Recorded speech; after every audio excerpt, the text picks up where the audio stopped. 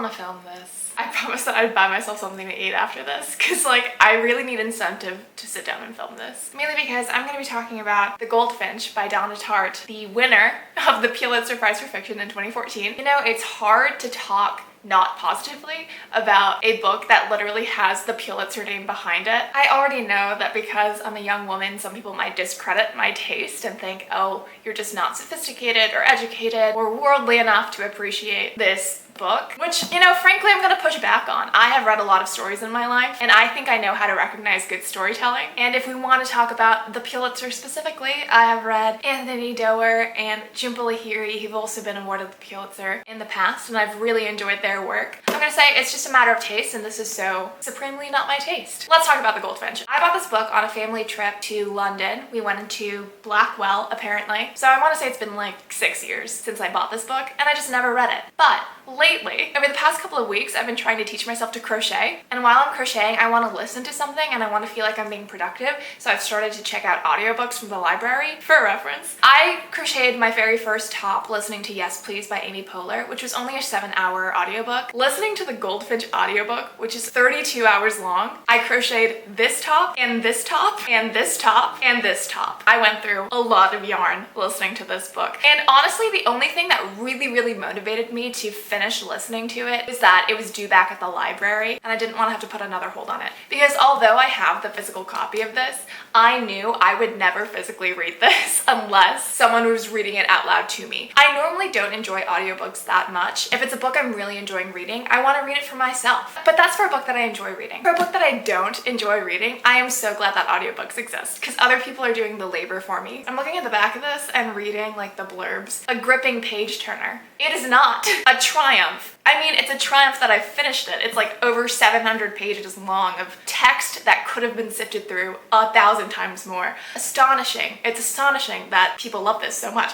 Dazzling. I do think it's a beautiful cover. I will say it's pretty dazzling. I like that there's like a different material for the Goldfinch. Thrilling and touching. It's neither of those things. Masterful to an extent. Gripping again. What? Gripping in that it's like thick and it gives you a lot to hold, but other than that, I'm just really not understanding. And a modern epic. Okay, so yeah, this book, every critic is in love with this book. So it's very frustrating to have it not work for me. I love to appreciate fiction. I kind of have an entire YouTube channel dedicated to that. It makes me feel like I'm missing out. Like, what am I not getting out of this book that so many people are? The first thing that I would say, that I think everyone would say, is that this book is very long. And it really does not need to be. I think Donna Tartt writes this, and she's thinking that everything she's writing needs to be included because it's integral to the story.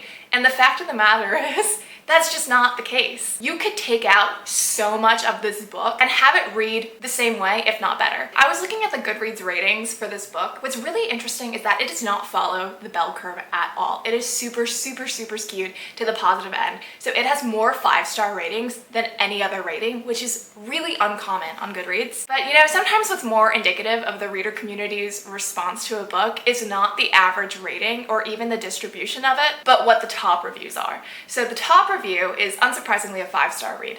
Again, award-winning book. The second top review is a 3-star rating, which I can understand. I was split between 2 and 3 stars when I rated it. I ended up giving it 2. The next 2 top ratings are both 1-star ratings. So it goes 5, 3, 1, 1. We're sensing some polarization here.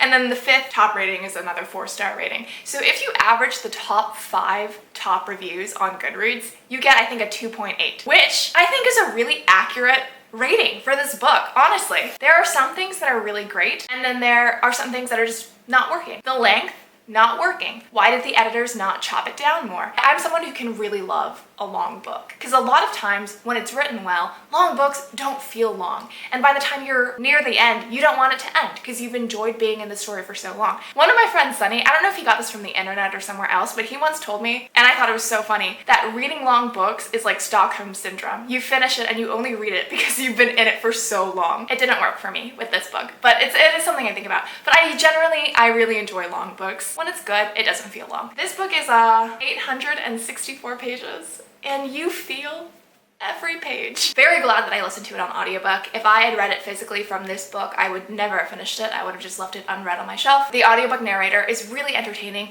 although someone should maybe tell him that just because a character isn't white doesn't mean they need an accent. So if a character is like a Korean woman, or if a character has the name Enrique, he will inevitably give them an accent. And let me just say, as a Korean woman, listening to this presumably white man give what he thinks is a Korean woman's accent, oh, it was uncomfortable to listen to, I will say. But, you know, other than that, he is a really, really talented narrator. He does a lot of diverse accents and voices, and some of them are really, really convincing. There are some female voices he does where I genuinely thought that this could easily be perceived as a woman speaking. Although I had some qualms, overall, really impressive narration. But even a brilliant audiobook narrator cannot disguise whether or not you enjoy a book. So basically it's about a 13-year-old boy, I think he starts off as 13, named Theo, who is at a museum when it's attacked and the explosion kills his mother. Then he's kind of like shipped around to different caretakers, but before that, he has a painting from the museum, and that painting is the Goldfinch,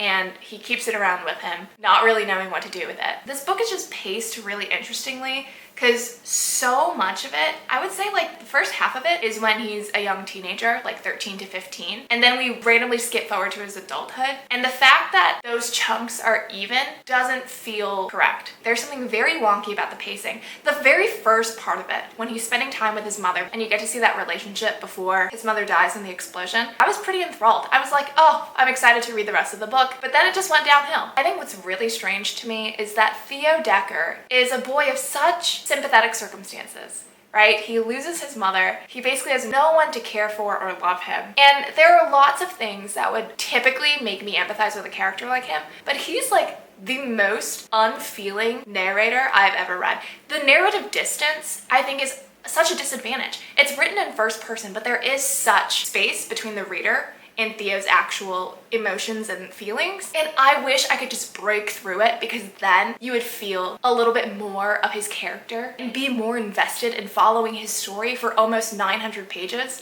but it just never really happens. I keep wanting him to emote or to reflect or to grow, and we follow his life for like a decade, and I feel like I just never got it. If you want to see good storytelling about someone we see as a kid who then we see as an adult, I will say Jhumpa Lahiri's The Namesake. She does it fantastically with Gogol. So why can Donna Tartt not do it here with Theo Decker? I don't know. I think she has nice style, though not all the time. There are some scenes that are just clear exposition info dumping where Theo is sitting down with another character and that character speaks for pages and pages and pages, catching up Theo on what he's missed. And I'm like, is this really the best storytelling device you have? Is him having like a drink with someone and hearing pages and pages and pages of information? There's no other way you could distribute this. Really, I know authors can do better than that. I think mainly what I wanted and was hoping for was some kind of growth or some kind of anchor that would tie me to Theo's story,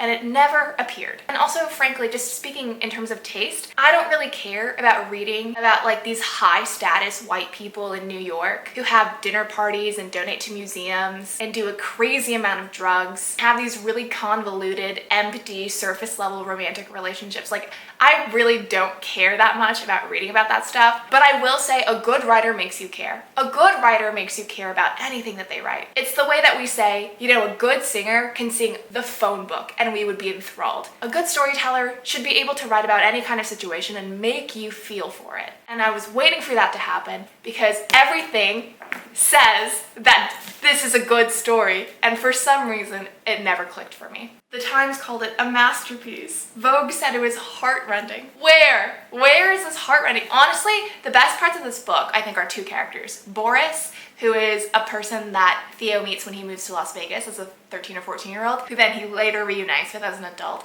Boris, amazing character, extremely problematic as a person, but I wish this book was about Boris, because then I feel like I could get behind it. The fact that it's about Theo, who has the personality of like a plain plastered wall, wow, It irks me. I loved Boris. I think a lot of reviewers loved Boris. I also loved Pippa. I thought Pippa was super interesting. Any scene with Theo and Pippa, that's finally when I had some like salvaged form of investment. I was like, oh my goodness, I think this relationship is so complex. So I think that's something that I can give Donna Tartt credit for, is that she can craft relationships in a really complex way. And I think that's very, very admirable. I think Theo's relationship with his mother, really complex. With his father, oh, very complicated. With Boris, with Pippa, with Hobie, there are threads and webs of really interesting relationships. I will give it credit for that. I think Boris, Pippa, Hobie, I would read books about them. This goes back to what I was saying about growth and reflection. Something I also didn't enjoy was that there's some uncomfortable threads that are kind of never touched upon. And the thing is, the point of telling is Theo as an adult. The point of telling is in the future. So even when we're reading chapter on chapter and chapter about Theo as a 13, 14, and 15-year-old boy, we're not receiving it as if we're in the timeline in that present moment. It's written in past tense. He has the knowledge and the wisdom he has as an adult because he's looking back. So from that point of telling, I would assume that Theo is a different character and that he would look back at what he did as a kid and think, yeah, we were doing these things, and then insert some kind of comment, some kind of reflection on what he thinks of it now as an adult from the point of telling, and it just never really happened. I really, really wanted it to happen when things would be said that I thought were just not okay. I don't like the fact that they call undocumented immigrants illegals, or like illegal immigrants. That's not a humane term to use. And it would be okay if there's like any kind of acknowledgement about that, and there was not. Or like there were some racist threads against Asian people. The way they depict Chinatown in New York is like very condemning. There's one scene in which Theo's mom buys a Thanksgiving turkey from Chinatown, and they come home and they open it up and it's like